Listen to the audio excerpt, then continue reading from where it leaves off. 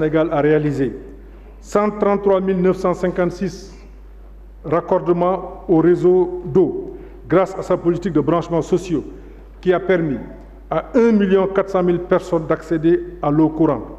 À ce titre, il est également prévu d'accroître ce dispositif d'ici 2026 d'au moins de 30% dans le périmètre urbain, à travers un projet de 70 000 branchements et de plus de 1000 km d'extension du réseau en cours de finalisation. La mise en service de la première phase du projet de KMS 3, le 28 avril 2021, a permis d'apporter une production journalière additionnelle au triangle Dakar-Mbour-Thiès. De plus de 130 millions de litres d'eau par jour, soit 65% de sa capacité maximale de production. Ces volumes supplémentaires ont permis d'améliorer considérablement la desserte en eau potable de Dakar et de sa banlieue. En effet, une bonne augmentation de la pression et la disponibilité de l'eau de manière continue est notée dans l'écrasante majorité des localités desservies. Le gouvernement finalisera la deuxième phase du projet KMS 3 avant la fin de l'année 2023. Il s'agit du surpresseur de Mékhé pour transporter vers Thiès, Dakar et Mbour les 100 millions de litres d'eau par jour. Les travaux complémentaires amélioreront la qualité de l'eau à Mbacké, Sadio, Taïf, Baïla et Darou Rahman à travers le système de transfert d'eau douce à partir de la localité de Sadio. Cette opération sera poursuivie jusqu'à Diourbel. Les travaux du projet de renforcement de la résilience des écosystèmes du Ferlo, dont la première phase, d'un coût de 166 milliards, va démarrer en 2023. Le projet prévoit un transfert annuel de 530 millions de mètres cubes par an depuis le lac de Guiers jusqu'à travers des canaux à ciel ouvert sur un linéaire de 115 km en vue de mettre en valeur un potentiel annuel de 46 000 hectares pour promouvoir et redynamiser les activités agro-sylvopastorales dans le Ferlo.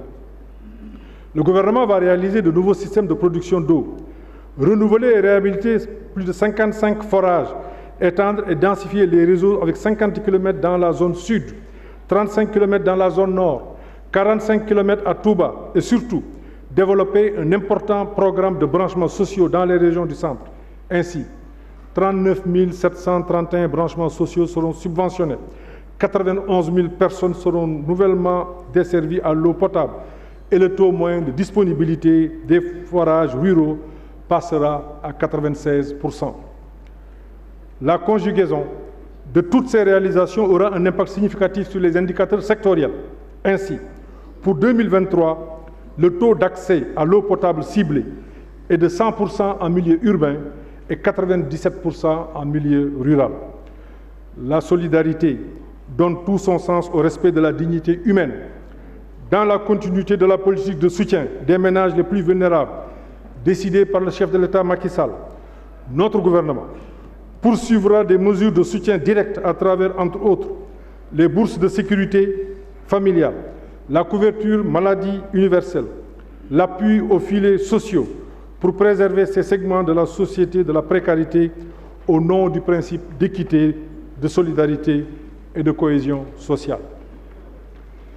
La mise en œuvre du programme de couverture maladie universelle à partir de 2015, en vue de porter le taux de couverture du risque maladie de 20 à 53% et d'améliorer l'accès aux soins pour tous et de relever le taux de couverture de l'assurance maladie de 20 à 75%, a mobilisé des ressources internes de 118 milliards sur la période 2015-2021. Ces concours financiers ont permis de porter le nombre de mutuelles de santé à 675 et d'enrôler 2 500 000 bénéficiaires, dont 1 500 000 membres des ménages bénéficiaires du programme national de bourse de sécurité familiale et 17 000 détenteurs de la carte d'égalité des chances. Ces cartes permettent aux personnes handicapées d'accéder aux services essentiels relatifs à la santé, à la réadaptation, au transport, aux finances, à l'éducation, à l'emploi et à la formation. Pour le gouvernement, être à l'écoute des populations se traduit aussi par la correcte prise en charge des besoins éducatifs des jeunes de notre pays. L'éducation et la formation pour demain et pour aujourd'hui constituent un pilier fondamental de la stratégie gouvernementale de satisfaction de la demande sociale. L'éducation joue un rôle essentiel dans le développement économique et social de notre pays. C'est pour cette raison qu'elle constitue un des fondements majeurs du plan Sénégal émergent. Le gouvernement, sous l'autorité du chef de l'État Macky Sall, n'a pas plus haute ambition que de préparer l'avenir du pays. Cet avenir se construit à travers l'éducation et la formation de nos enfants. L'éducation sera ainsi au premier plan de notre action et j'entends m'y intéresser personnellement, d'abord par conviction et ensuite par devoir. Le gouvernement s'attellera à bâtir l'école du futur, comme l'a indiqué le chef de l'État. À cet égard, il poursuivra l'œuvre de rénovation entreprise afin de mettre en valeur notre plus importante ressource, le capital humain. Le numérique éducatif, la réforme des curricula doivent aider à former les Sénégalais de demain pour faire d'eux des citoyens engagés, des travailleurs qualifiés et des génies innovateurs, capables de faire face aux exigences de leur époque. Voilà l'enjeu. Voilà pour le gouvernement ce qui constitue un réel défi. Le gouvernement veillera à intégrer les nouveaux métiers dans la perspective de la mise en adéquation des formations et des exigences réelles du marché. En effet, notre économie ne peut se développer sans une main-d'œuvre compétente, en nombre suffisant et disponible préalablement à la création des emplois. Du reste, le Sénégal est aussi un pays profondément religieux. Le président de la République Macky Sall demeure sensible aux vertus et principes qui ont fait rayonner notre pays dans le monde. C'est ainsi d'ailleurs qu'il a donné instruction au gouvernement de procéder au recensement des daras et de leur affecter 20% de la subvention destinée aux établissements d'enseignement. Mesdames, Messieurs les honorables députés, un gouvernement à l'écoute des populations est aussi un gouvernement qui prend à bras-le-corps leurs préoccupations en matière de santé. La santé pour tous constitue un pilier non moins essentiel pour faire de la croissance, une croissance qualité. Ma conviction profonde est que la santé n'est pas un bien marchand, encore moins un luxe. Il s'agit d'un besoin humain fondamental et un droit social. C'est la raison pour laquelle le programme de la carte d'égalité des chances sera évalué et étendu. De même, la prise en charge des soins coûteux des personnes et groupes vulnérables sera renforcée. La CMU a permis de prendre en charge 11 000 femmes dans le cadre de la gratuité de la césarienne, 2 500 000 enfants de moins de 5 ans pour une gratuité des soins. Et elle a également permis d'alléger la prise en charge des personnes souffrant de l'insuffisance rénale chronique par la gratuité de l'hémodialyse, la prise en charge de ces dépenses onéreuses par l'État et une véritable bouffée d'oxygène pour des milliers de Sénégalais. L'État a accompagné cette mesure de gratuité par la construction et l'équipement de centres de dialyse pratiquement dans toutes les régions du Sénégal. La politique de prévention est à la base de la politique de santé publique du gouvernement. Elle est tributaire, en premier lieu, de l'hygiène publique et des comportements alimentaires. L'offre de services de santé sera améliorée en quantité et en qualité. Elle sera élargie et rendue plus accessible. Le programme de digitalisation du système de santé va bénéficier d'un budget de 34 milliards. La réforme hospitalière va renforcer la territorialisation de l'offre des soins et la création de centres d'excellence pour une spécialisation et la modernisation des services d'urgence. De 2012 à maintenant, 9 nouveaux hôpitaux, 18 centres de santé, 300 postes de santé, 21 centres de dialyse ont été créés. La gratuité des soins est assurée pour 2 500 000 enfants de moins de 5 ans. Cet effort sera accentué, notamment avec la construction du centre polyclinique de l'hôpital principal, des centres hospitaliers nationaux El Hadji Malick Sy de Tivaouane, Alioune Badara Cissé de Saint-Louis et d'oncologie de Diamniadio et du centre hospitalier régional de Ourossogui. En matière de soins de santé de base, la mise à niveau des blocs opératoires et des services de néonatologie sera poursuivie. L'ouverture des blocs et centres de santé est prévue à Thiadiaye, Mékhé, Mbour, Thiès et Kanel. La construction et la réhabilitation de centres, postes de santé, brigades d'hygiène et le renforcement du programme élargi de vaccination figurent aussi en bonne place dans l'agenda gouvernemental. Toujours, dans le but d'améliorer sensiblement la santé de nos concitoyens, le gouvernement se fera un point d'honneur d'appuyer le déploiement et le développement d'entreprises pharmaceutiques. La relance de l'industrie pharmaceutique est sur de bons rails. L'Agence de régulation pharmaceutique a été créée en avril 2022. Elle a pour objectif d'assurer à l'horizon 2035 la production locale de 50% des vaccins, des médicaments et autres produits essentiels. Enfin, l'amélioration de la santé de nos compatriotes passe par l'augmentation de la qualité des ressources humaines du secteur. En effet, les actions de relèvement du plateau médical seraient vaines sans un personnel de qualité, en nombre suffisant et motivé. Le gouvernement poursuivra les efforts de renforcement des effectifs du personnel médical. Mesdames et Messieurs les honorables députés, les inondations constituent un défi majeur que nous impose le dérèglement climatique à l'échelle mondiale. C'est une préoccupation commune au chef de l'État et à vous-même, honorables élus du peuple. C'est aussi celle de tout le gouvernement. Le combat contre les inondations constitue un autre élément important de la demande sociale à laquelle le gouvernement prête une oreille attentive. Le gouvernement va poursuivre vigoureusement les actions de prévention et de lutte contre les inondations. La bataille contre les inondations ne peut être conduite que de façon résolue, mais elle ne peut être livrée que sur la base d'une stratégie concertée. À cet effet, une politique ferme d'aménagement du territoire est indispensable. Le gouvernement a mis en œuvre un programme décennal de gestion des inondations couvrant la période 2012-2022 et évalué à 767 milliards qui a abouti à des progrès notoires. Dans le cadre du sous-programme gestion des eaux pluviales, la réalisation d'infrastructures de drainage des eaux pluviales à hauteur de 439 milliards a permis de réduire efficacement l'impact des inondations dans plusieurs zones de la région de Dakar et dans d'autres régions comme Kaolack, Diourbel, Thiès, Sédhiou, Kaffrine et Fatick. En 2022, l'État a mobilisé un montant de 26 milliards qui seront portés à 47 milliards destinés à la prévention et à la gestion des inondations. Mieux, le gouvernement va formuler un nouveau programme multisectoriel de lutte contre les inondations 2023-2033, après la finalisation des travaux d'évaluation du programme décennal 2012-2022.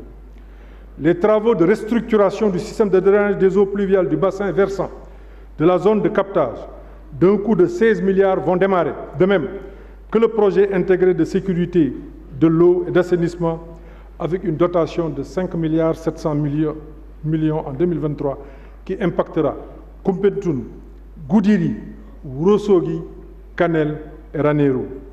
À travers ces différents programmes, le gouvernement entend porter le taux d'accès à l'assainissement à 72% en milieu urbain et 59% en milieu rural. Enfin, les travaux d'assainissement des eaux usées, PAMUR, contribueront à améliorer le cadre de vie des populations de Gandiaye, Nioro du Rip, Guinguinéo, Koungheul, Malem Hodar, Diourbel, Birkila. Il en sera de même à Pikine Est, Rufisque, Cambérène, Touba, Matam et Tambacounda. Mesdames, Messieurs les honorables députés, l'accès à un logement décent reste au cœur des préoccupations gouvernementales parce que le président de la République en porte la vision. Le projet des 100 000 logements est une composante du programme Zéro Bidonville, une initiative au cœur du dispositif opérationnel de la nouvelle politique de l'habitat du gouvernement. Il connaît un début d'exécution satisfaisant avec le démarrage des aménagements, des constructions, du développement de l'écosystème de la construction. Les premiers lots seront livrés avant la fin de l'année 2023. Les prix des loyers avaient continué de connaître une poussée inflationniste qui affecte considérablement les revenus des ménages et qui anéantit les efforts faits pour accroître le pouvoir d'achat des Sénégalais. Les concertations contre la vie chère vont aussi permettre de réduire le prix des loyers des locaux à usage d'habitation, soulageant du coup les budgets des ménages d'une charge jusque-là pesante mais incompressible. Mieux encore, la mise en œuvre du plan d'aménagement et de développement territorial et l'application de la loi d'orientation pour l'aménagement et le développement durable des territoires permettront à notre pays de renouer avec la prospective territoriale. Le programme d'appui aux communes et aux agglomérations du Sénégal rural, PACASEN rural, financé à hauteur de 352 milliards sur la période 2023-2027 par l'État et les partenaires au développement, sera suivi avec diligence dans le but d'améliorer le bien-être des populations par l'accès universel aux services publics de base notamment. L'espace urbain fera l'objet d'une gestion rationnelle pour lutter contre le désordre de l'occupation spatiale. De même, la gestion des ordures ménagères sera mieux prise en charge. Monsieur le Président de l'Assemblée nationale, Mesdames et Messieurs les honorables députés, s'agissant de notre jeunesse, la prise en compte de ses préoccupations et la préparation de son avenir traduisent la volonté du gouvernement d'être à l'écoute des populations. En effet, ce dernier entend libérer le potentiel de la jeunesse de notre pays. La jeunesse sénégalaise, consciente et exigeante, est un atout lorsque toutes ses potentialités sont valorisées à travers sa réelle implication dans le développement de la société. Sous ce rapport, le gouvernement va développer une synergie positive dans le but de mieux impliquer toute la jeunesse et chaque jeune dans l'entrepreneuriat et la création d'emplois, la valorisation de notre culture, la protection de notre environnement, le renforcement de la cohésion sociale. Mesdames et Messieurs les honorables députés, l'impossibilité de trouver du travail est souvent perçue, à tout âge, comme un drame personnel et familial. C'est pourquoi le développement de l'emploi doit être notre combat commun. Les Sénégalais s'attendent à nous voir travailler ensemble pour le gagner. Augmenter l'emploi suppose à la fois des créations d'entreprises, notamment manufacturières, et améliorer les compétences techniques de nos jeunes concitoyens. L'emploi et l'auto-emploi des jeunes font partie des préoccupations majeures du président de la République, Macky Sall, qui nous a demandé de le prendre à bras-le-corps. C'est pourquoi le gouvernement fait de la qualification professionnelle et de l'accès à l'emploi une priorité, en particulier dans les banlieues et dans les zones rurales. Le gouvernement continuera donc la mise en œuvre des politiques de jeunesse conçues par le président Macky Sall en termes d'éducation, de la formation au métier, à l'image des 3 FPT qui a pris en charge la formation professionnelle et technique des jeunes pour un montant de 167 milliards entre 2015 et 2022. Pour 2023, un montant de 30 milliards est inscrit déjà au budget. Pour les emplois de base, occupés souvent aujourd'hui par des personnes n'ayant pas bénéficié d'une qualification suffisante, le gouvernement va lancer un vaste dispositif de certification professionnelle visant à accroître le niveau de savoir-faire et à aider au passage vers l'économie formelle.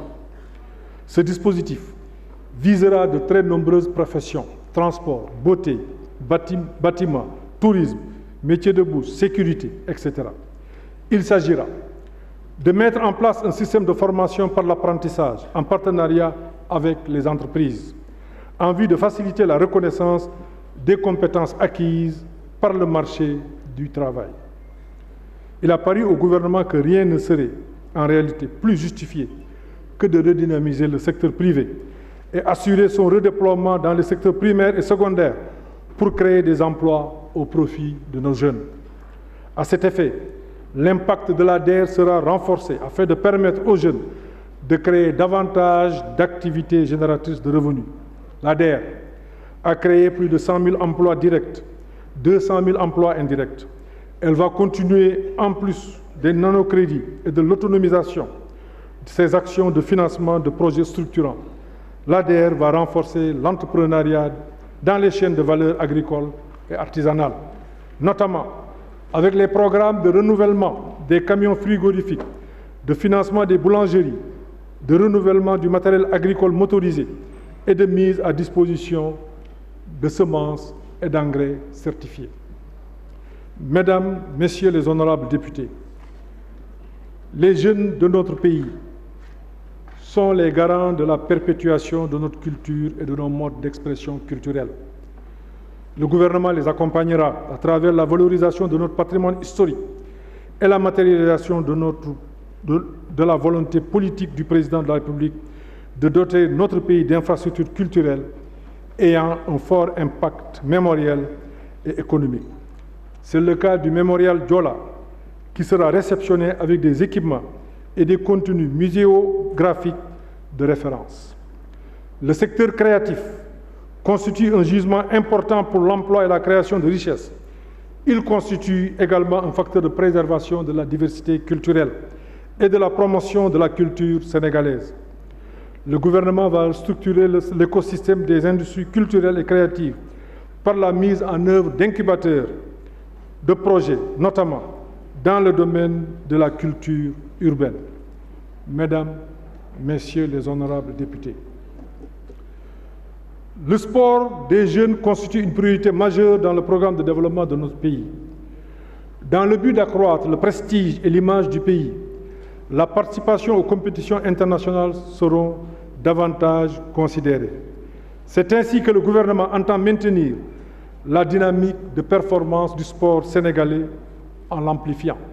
Mieux, il va favoriser les emplois sportifs et développer les emplois dans le sport à travers la professionnalisation et l'organisation des grands événements.